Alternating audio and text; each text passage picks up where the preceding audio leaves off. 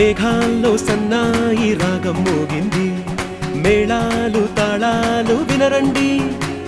సిరికి శ్రీహరికి కళ్యాణం కానుంది, శ్రీరస్తు శుభమస్తు అనరండి.